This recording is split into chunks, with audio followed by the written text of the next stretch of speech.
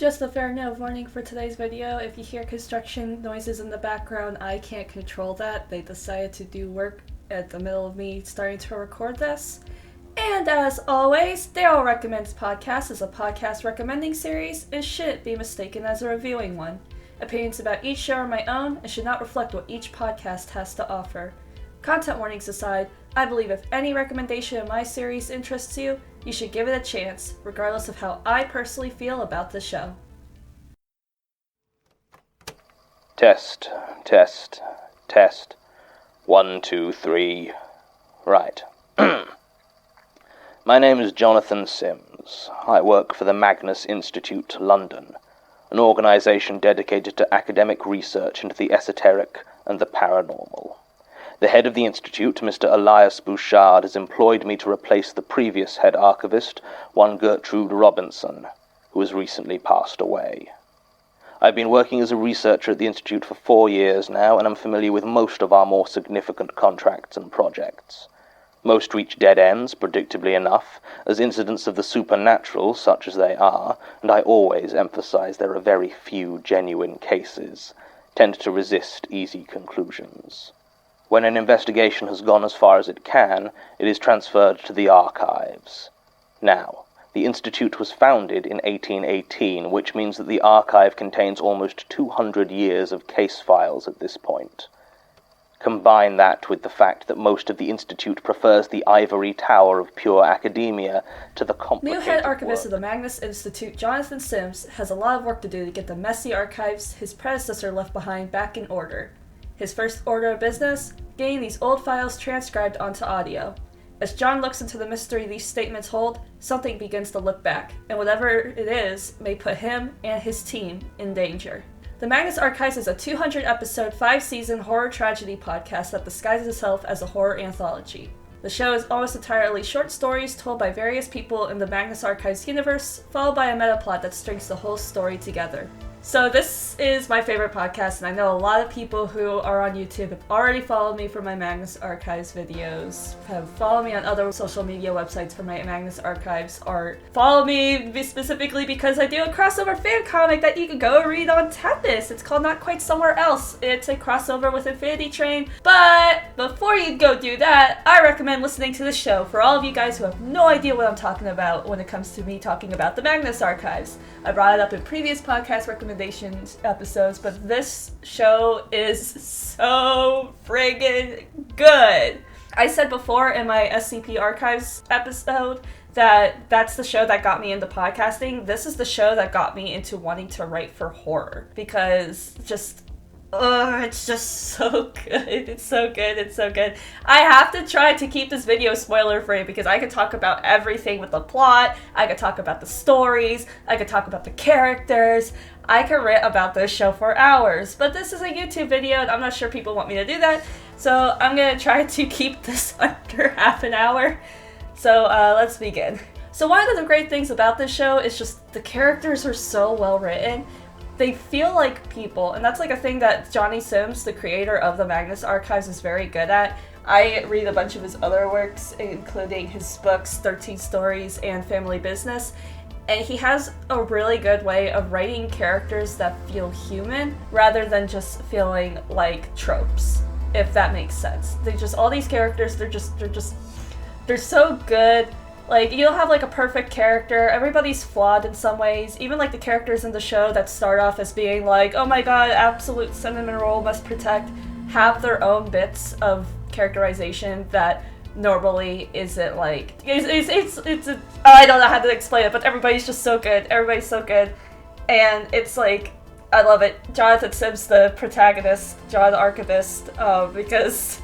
Oh yeah, if you don't know, the creator of the show named the main character after himself. They explained that originally it was supposed to be just like an anthology series where Johnny reads a short story, but then they changed it and Johnny just never changed the main character's name. So John Archivist is the main character and Johnny Sims is the writer. But I just love how the characters are written. I love the storyline.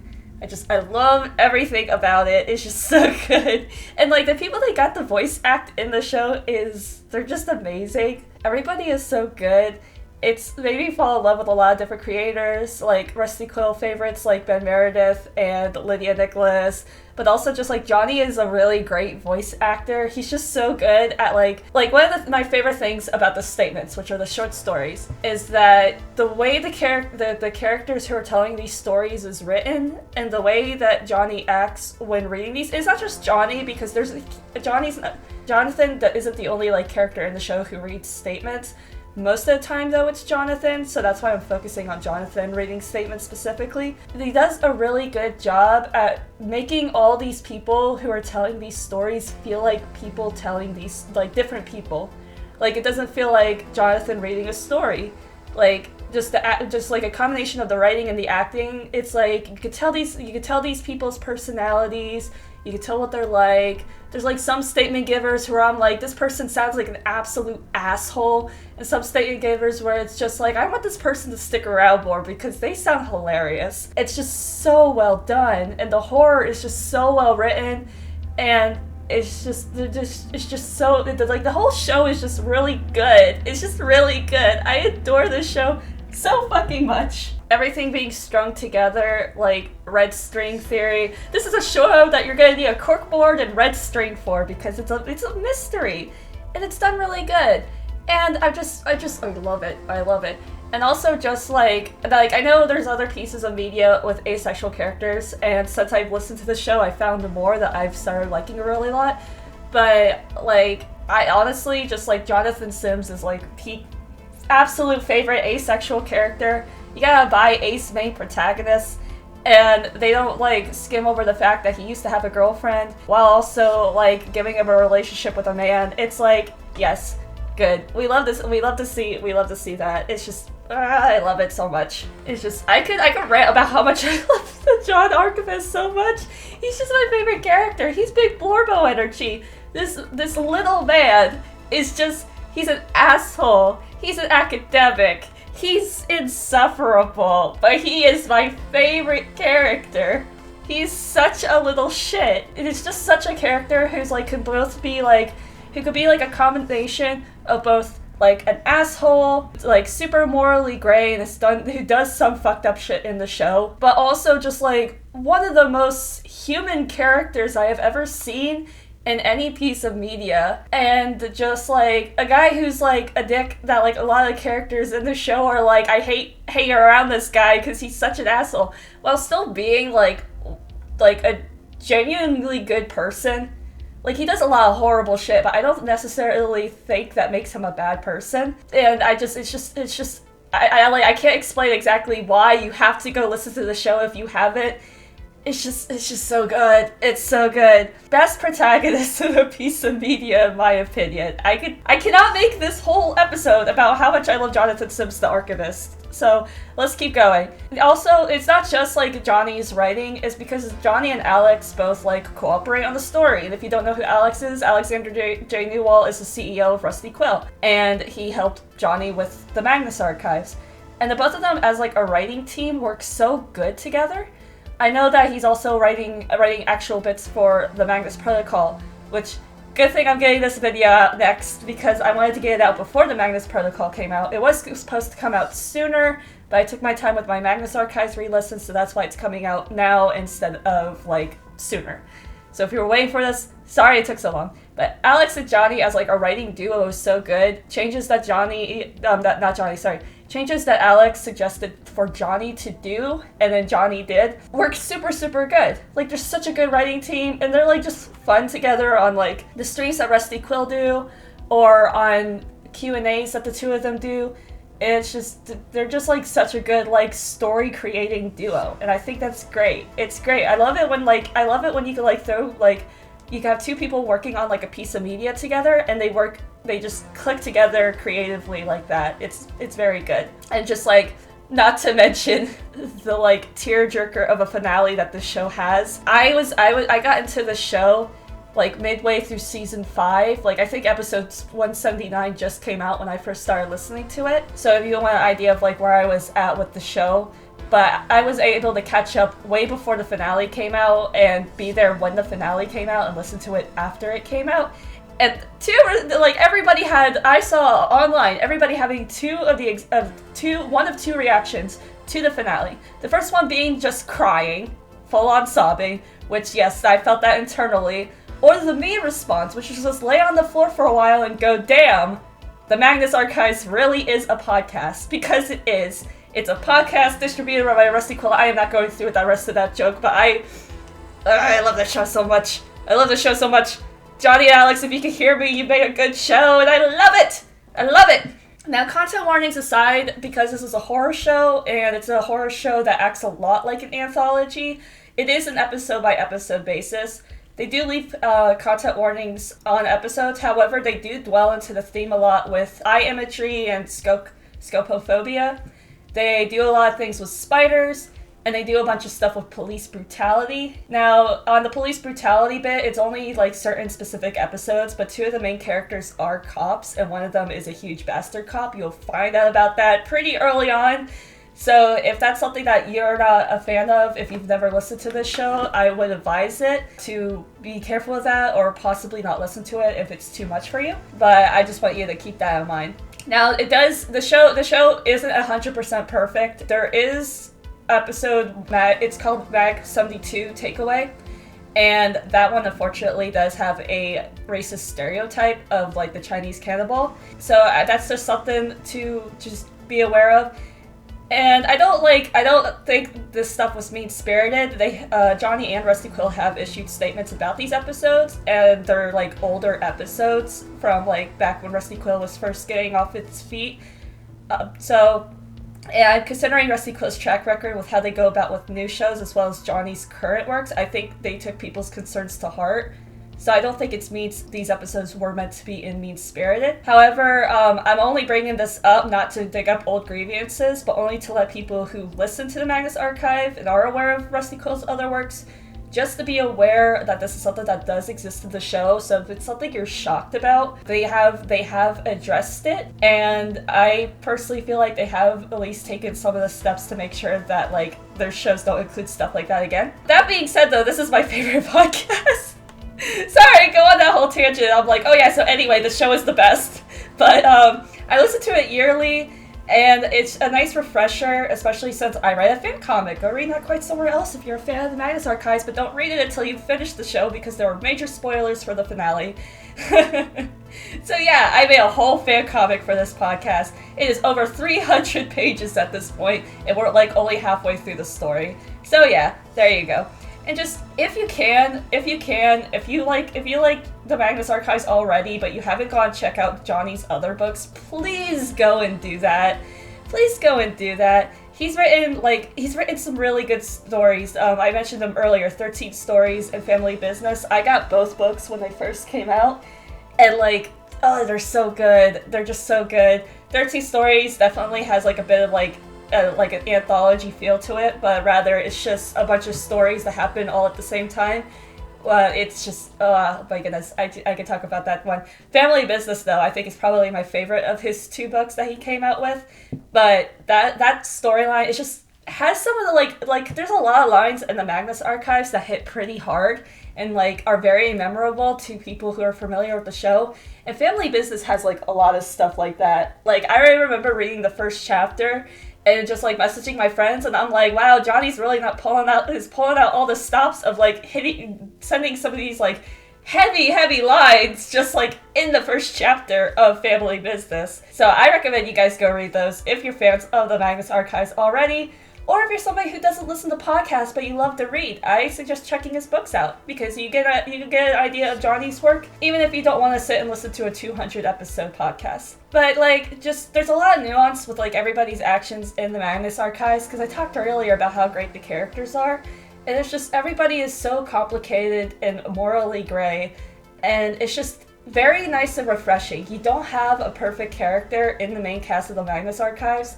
Everybody is really cool, but also really sucks in their own way. And I feel like that's a part of just what makes the characters feel real, and all the stuff they do feel real, even if I don't personally agree with some of the actions that a lot of the characters make, which is fine. Like I said, I'd rather have a well-written character that I can go, this is perfect, than like a perfect character that I just go like, you're boring. If that makes sense. I love John. John is best character. Mike's probably my second favorite, followed by Annabelle. You don't know who those guys are. You'll meet them in the show. But this show has also made me want to fight no show has not made me want to fight a character as much as this show has made me want to fight the main antagonist for the show, who I was originally going to say who it was, but honestly I feel like that's better as a surprise for people who are new to the show and don't know anything about it. So yeah, Johnny Sims came to my house, whispered in my ear, and gave me emotional damage.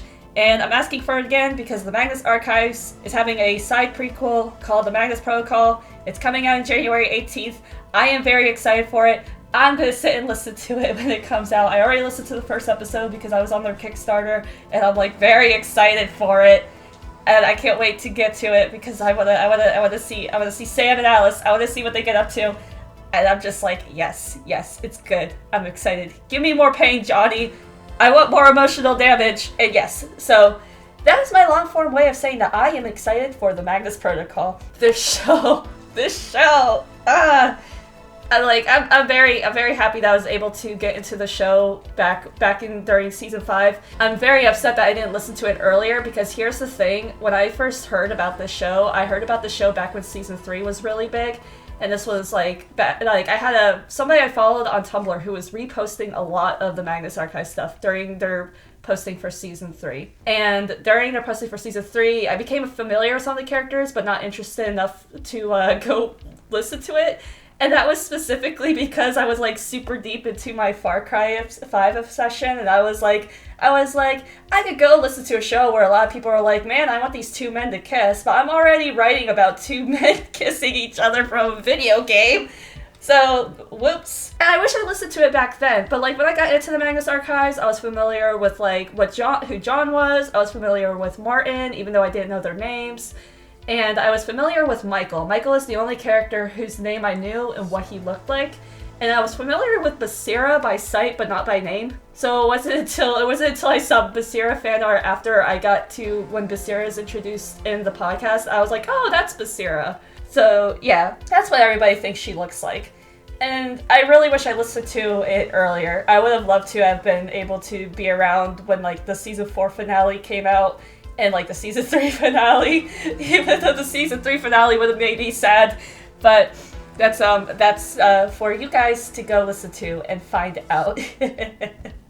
Just yeah, like I could sit here and talk about this show for so much, just so much. Oh, I love this show so much. Johnny Sims, thanks again for giving me emotional damage. I will be giving you my therapy bills eventually. That being said, I am going to link to a couple things. One of the things I'm going to link to is I'm going to link to Johnny's tabletop RPG company that he runs with his spouse Sasha Singha. A while ago, I actually did go into their Kickstarter and I got their copy of Odd Jobs, and I ran a campaign using the one story in there called Guardians. I ran a D&D 5e campaign back when I was going to SCAD. And I had everybody play as either clerics or paladins, and it was a lot of fun. We only did one session, so because I ended up leaving that school, so we couldn't continue, but I want to get another group of people together to do that, because that was a lot of fun, and it was just really funny. So, it's really good. I suggest checking it out. So I'm going to be linking to their tabletop RPG company's site, whatever site they have for it. I have to go look for it.